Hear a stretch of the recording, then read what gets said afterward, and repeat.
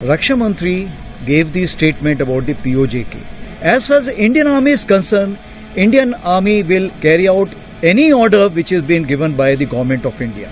वो कह रहा है कि कुछ दिनों में मिटा के रख दूंगा नस्ल तेरी। उन्होंने कहा है कि we are ready, we are waiting for the government's call. हमें कॉल दे तो हम बड़ी जल्दी swiftly we can take over Pakistan occupied Kashmir. है उसकी आदत, डरा रहा है मेरी फितरत, डरा नहीं। शहबाज शरीफ भी 24 नवंबर को जा रहे हैं 2 रोज़ा दौरे पर तुर्की।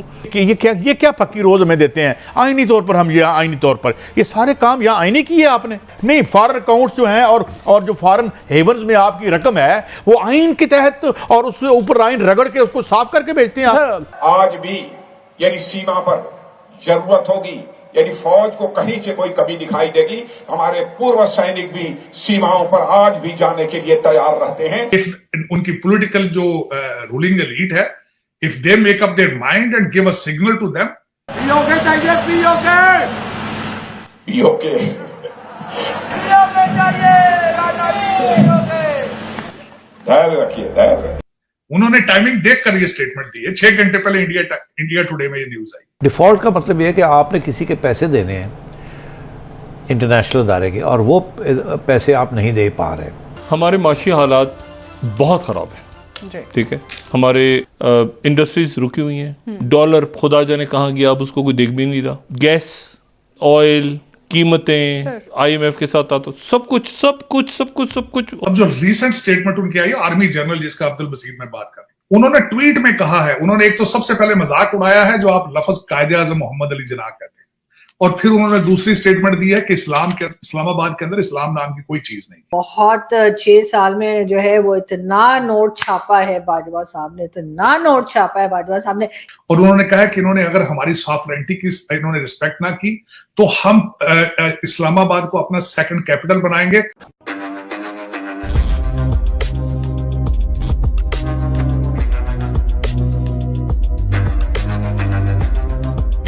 नमस्कार दोस्तों, आज इंडियन आर्मी की तरफ से एक बहुत बड़ा बयान आया है हम सबके सामने, और ये बयान हमारे आर्मी के नॉर्दर्न कमांडर ने दिया है।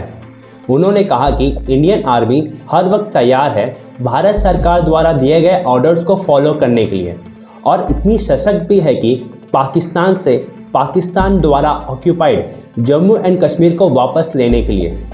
दोस्तों, आप सबको याद होगा हमारे रक्षा मंत्री राजनाथ सिंह जी ने एक पब्लिक रैली को संबोधित करते हुए कहा था कि जल्द ही POK भारत का पार्ट बन जाएगा।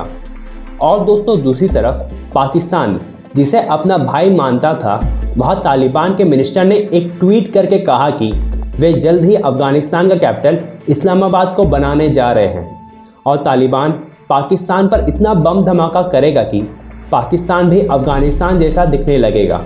और साथ में तालिबान ने पाकिस्तान के कायदे आज़म मोहम्मद अली जिन्ना का मजाक भी उड़ाया। तो चलिए दोस्तों, इसी पर पाकिस्तानी मीडिया का रिएक्शन देखते हैं। Raksha Mantri gave the statement about the POJK.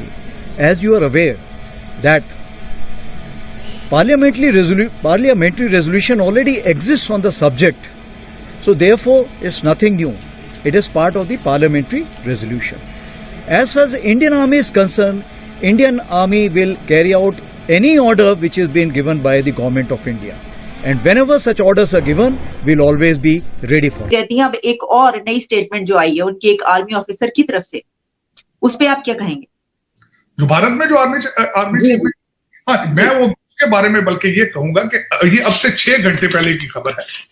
वहां पे मीडिया पे इसको बताया गया है कि नॉर्दर्न आर्मी कमांड के अपिंद्रा जो है इंचार्ज हैं, उन्होंने कहा है कि we are ready, we are waiting for the government's call. हमें कॉल दे तो हम बड़ी जल्दी swiftly we can take over Pakistan occupied Kashmir.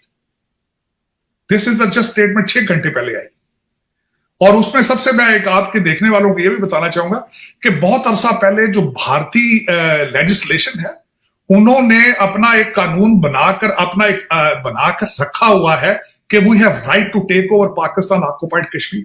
So इनको दोबारा लेजिस्लेशन के लिए नहीं जाना पड़ेगा।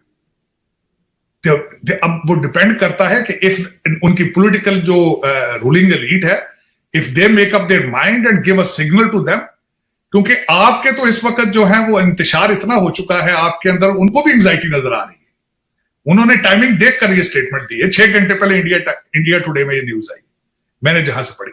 लेकिन इसके ऊपर भी, इससे पहले वहां के डिफेंस मिनिस्टर साहब ने आज से कोई 2 हफ्ते पहले स्टेटमेंट इसी तरह की दी थी। वो किसी अपने आर्मी इंस्टीट्यूशन में खड़े थे, हमारे किसी ने उसको रिबट करने की कोशिश नहीं की। उसकी वजह मैं बताता हूं आपको। देखिए आपके हालात क्या है, एक महीने से ज्यादा टाइम हो चुका है, आपके फॉरेन सेक्रेटरी ही मौजूद नहीं है, पोजीशन खाली है। तो जवाब किसने देना है? किसी की विल ही नहीं है, किसी की डायरेक्शन ही नहीं है, किसी की ख्वाहिश ही नहीं है। आज ये स्टेटमेंट आ चुकी है और ये देखनी चाहिए आपके, खासकर जो एटॉमिक पावर के जो रखवाले हैं, उनको चाहिए कि वो, this is how your neighbours are assessing you, you have become very predictable, you are very calculated now. लेकिन देखें, ये सारी चीजें होती तब हैं जब आपके अंदर कौमियत, नेशनलिज्म हो, जब आपके अंदर, जब आपके बच्चे लंदन में बैठे हों, टोरंटो में बैठे हों, अमेरिका में बैठे हों, तो आपका ध्यान वहां और वहां की प्रॉपर्टीज में होता है, आपका ध्यान पाकिस्तान, ना आपके इशू पाकिस्तानी होते हैं। अच्छा साहिब साहब, ये जो बातें हमने देखी कि बड़ी अलार्मिंग न्यूज है। एक तरफ अफगानिस्तान की बात आपने की, फिर हमने ये देखा कि अब इंडिया की तरफ से जो बात की गई है, और हमारे जो मसाइल हैं वो तो वहीं पर हैं। तो इस सिचुएशन में आप क्या देख रहे हैं? क्योंकि सर अफगानिस्तान से तो हमारे ताल्लुकात मतलब ये कि बेहतर हो गए थे ना, यानी लग रहा था कि वो कुछ सिलसिला जो है, लेकिन फिर उसके बाद फिर वही सब कुछ शुरू हो गया। और अभी भी कुछ दिन पहले भी जो आप कह रहे हैं वहां पे हलाकतें तो हो ही रही हैं, लेकिन इसके साथ साथ जो बॉर्डर की जो सिचुएशन रहती है वहां पर, और खारदार तारे और वो सारी आप जानते हैं, तो उसके हवाले से क्या आप समझते हैं कि अफगानिस्तान पे एक मरतबा फिर पाकिस्तान को दोबारा से जो है अपनी कोई स्ट्रेटेजी बनाना पड़ेगी? पाकिस्तान तो स्ट्रेटेजी बनाने की सलाहियत नहीं रखता ना, क्योंकि इंटरेस्ट ही नहीं है आपका। अब मैं बताना चाहता हूं कि उनके गुस्से की वजूहात क्या क्या है। एक तो ये कि उनको, एक तो मैं आपने प्लेट में रख के जो अपना अफगानिस्तान है वो प्लेट में रख के भारत को दे दिया गया। आप उन पे पैसे बनाते रहे उन पे, और वो वहां पे प्रोजेक्ट करते रहे। उन्होंने बहुत ज्यादा प्रोजेक्ट किए हैं उनकी वेलफेयर के लिए, उनकी तरबियत के लिए। अभी भी इन सर्कमस्टांसेस में उन्होंने गंदम भेजी है जो वाया पाकिस्तान गई, तो वहां पे वो गुडविल के लिए काम कर रहे हैं, आप उनको बेच रहे हैं दुनिया में, और वहां बच्चे बच्चे को बताएं। इस वक्त भी अफगानिस्तान की नुमाइंदगी कतर कर रहा है, पहले आप करते थे, और उन्होंने कई दफा कहा है कि हमारा नाम लेकर आप पैसे ना बनाएं।